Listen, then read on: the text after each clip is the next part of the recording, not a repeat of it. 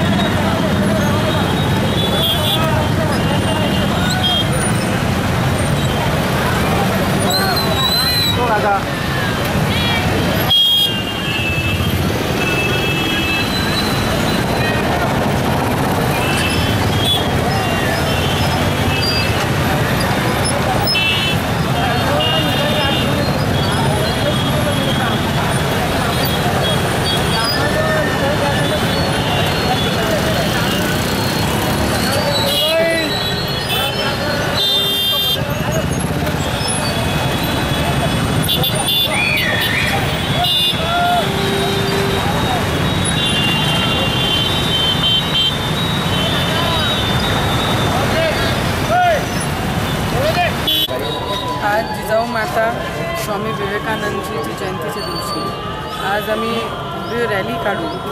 त्यांच्या जयंतीनिमित्त आम्ही सायन्स कोरवर स्वाभिमान उत्सव जे आज आम्ही साजरा करतो। आज तिथे सायन्स कोरवर आम्ही विविध वाटप मदतीचा हात शिक्षण घेणारे पोरांना त्यांच्या परिवाराला शिक्षणासाठी मदत करणं, बेरोजगारांना रोजगारासाठी त्यांना त्यांच्या परिवाराला मदत करणं, आज विविध आम्ही वाटप त्या सायन्स कोरवर केलं। आणि आज आपण जिजाऊ माताचे पुतळ्यापासून सकाळी 8 वाजतापासून पुतळ्याची साफसफाई करणं, त्यांना चांगलं त्यांना स्वच्छ करून मग त्यांचं दर्शन घेऊन आम्ही इथून रॅली काढू सायन्स कोर, मग विवेकानंदजी चे पुतळ्यापर्यंत आम्ही जाऊ, तिथे आम्ही हार अर्पण करू आणि मग तिथून आम्ही सायन्स कोरवर जाऊन आज जयंतीनिमित्त आणि स्वाभिमान महोत्सव निमित्त आम्ही वेगळे वाटप आपण तिथे सायन्स कोरवर ठेवू। आज मा जिजाऊ युवकांचे प्रेरणास्थान स्वामी विवेकानंद यांच्या जयंतीनिमित्त युवा स्वयं पार्टीची स्थापना झाली होती।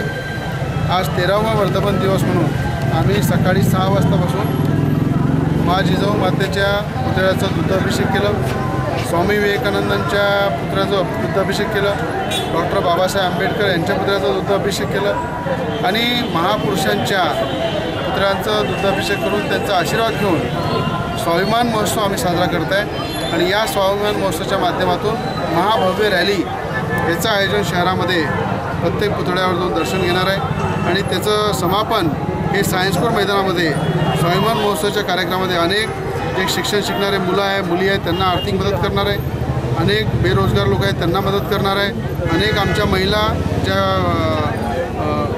ज्यांच्या विधवा आहे त्यांना कोणी सांभाळणार नाही त्यांना आम्ही मदत करणार आहे। अशा अनेक गरिबांना मदतीचा हात देऊन हा स्वाभिमान महोत्सव करून एक चांगला संदेश थोर महात्मांच्या विचाराचा आम्ही देणार आहे आणि त्यासाठी मा जिजाऊ मातेच्या पुतळ्यामध्ये त्यांचं दर्शन घेऊन आम्ही या सगळ्या कार्याची सुरुवात करतो।